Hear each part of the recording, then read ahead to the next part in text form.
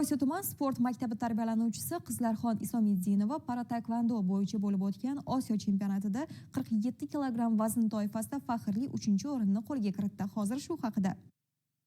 O'z ustida tinimsiz ishlab, ustozlarning saboqlarini kanda qilmagan yoshlar bugun yangi marralar sari dadil odimlamoqda. Ana shunday yoshlardan biri Qizlarxon Isomiddinovadir. U yoshligidan sportning para-taekvondo turi bilan shug'ullanib keladi. Sportda mag'lubiyatlar ortida g'alabalar turishini to'g'ri anglab yetgan Qizlarxon sportni tanlagani bois o'z oldiga qo'ygan maqsadlari sari intildi. Avval tuman, viloyat va respublika bosqichlarida qatnashib, faxrli o'rinlarni qo'lga kiritdi. 2025-yilda Dubay shahrida bo'lib o'tgan Para-Osiyo chempionatida 47 kilogramm vaznda qatnashib, faxrli 3-o'rinni qo'lga kiritdi. Bu Osiyo chempionati har 4 yilda o'tkazilishini hisobga oladigan bo'lsak, Osiyo olimpiadasiga qiyoslash mumkin. Ma'lumot o'rnida Qizlarxon Isomiddinova dunyo reytingida o'z vazni toifasida 10-o'rinni egallab turibdi. Bu esa viloyatimiz uchun katta yutuq hisoblanadi.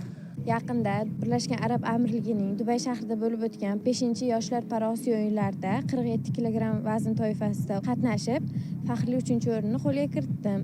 2028-yil Los-Anjelesda bo'lib o'tadigan Paralimpiya o'yinlarida faxrli ishtirok etib, 1-o'rinlarni qo'lga kiritish niyatim bor.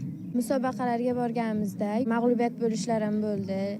Ba'zi sportni tashiyman deb ham ketmoqchi bo'ldim. Lekin yana o'ylab ko'rib, oldimga maqsad qo'yib, davom etdik. Endi natijalarni beryapti. O'zbekiston bayrog'ini jahon arenalarida yuqorilarga ko'tarishni niyat qilganman.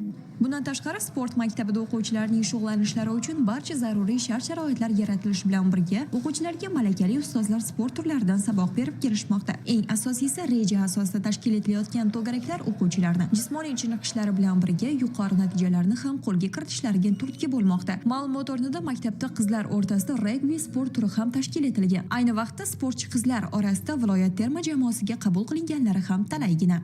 Surxondaryo regbi terma jamoasi ochilganiga 1 yil bo'ldi. Shu 1 yil mobaynida biz shu qizlarimiz bilan U13 O'zbekiston kubogida Farg'ona viloyatiga borib, faxrli 2-o'rinni oldik. Biz bu bilan to'xtab qolmoqchi emasmiz. Nasib kelayotgan musobaqalarning barchasida faxrli o'rinlarni egallashga harakat qilamiz. Bir so'z bilan aytganda, yurtimizda sportga qaratilayotgan katta e'tibor natijasida olis hududlardan ham sportning istalgan turi bo'yicha jahon arenalarida o'z so'zini ayta oladigan yoshlarimiz yetishib chiqmoqda.